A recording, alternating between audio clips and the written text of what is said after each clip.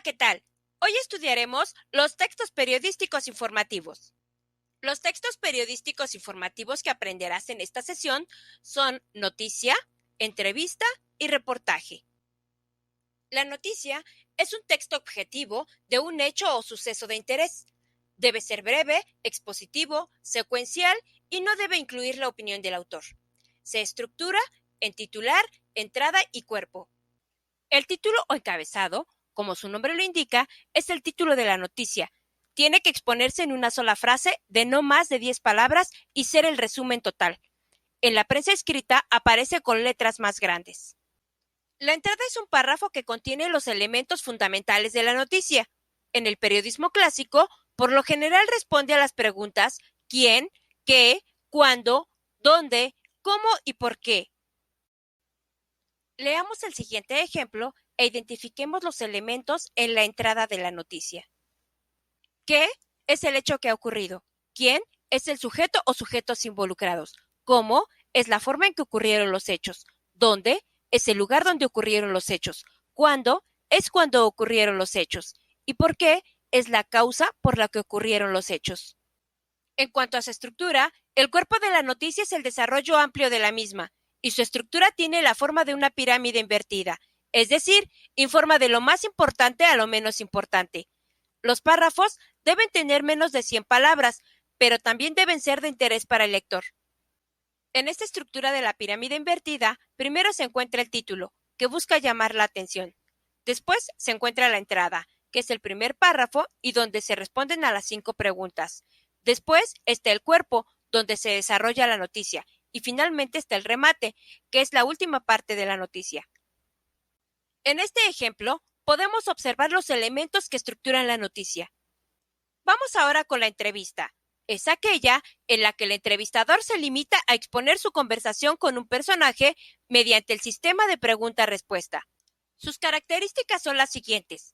La entrevista de pregunta-respuesta es una entrevista informativa. Para las entrevistas de profundidad se permite el uso del estilo. En cuanto a la estructura, el estilo y el lenguaje deben manejarse con libertad tanto en el diálogo, la narración y la disposición del ambiente.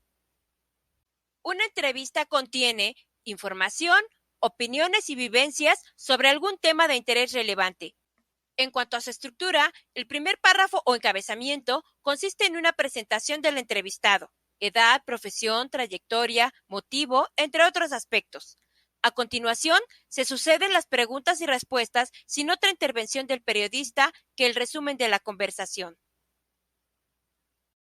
La sucesión de preguntas y respuestas debe tener un hilo conductor que dé coherencia a las intervenciones del entrevistado. La entrevista tiene 3 formas propias de expresión. A. Mediante un estilo directo de preguntas y respuestas. B. Con un estilo indirecto, que es el resumen que hace el periodista. Y C. El intercalado de ambas formas. En el siguiente ejemplo, podemos observar las partes que estructuran una entrevista. Vamos ahora con el reportaje. Es un relato periodístico de mayor extensión con un cierto estilo literario. Ya no prima la actualidad del tema que se expone, aunque suele tener un principio de actualidad. El reportaje tiene posibilidades de trascendencia en tiempo y en espacio, pero con las características de un género literario, aunque no llegue a serlo. El autor tiene la oportunidad de buscar el equilibrio entre los elementos objetivos que consigne y registre y los elementos subjetivos, como comentarios personales y recursos creativos, entre otros que decide incluir. El reportaje es el único género periodístico que puede contener en su seno, en su mensaje, en su relación de los hechos, en su forma de exposición y en su estructura, cualquiera de los demás géneros periodísticos, cualquiera de los géneros literarios y cualquiera de los géneros didácticos. Utiliza técnicas, procedimientos y formas de expresión de otros tipos de lenguaje, como gráficas y cuadros estadísticos, entre otros. El siguiente ejemplo muestra las partes que estructuran un reportaje.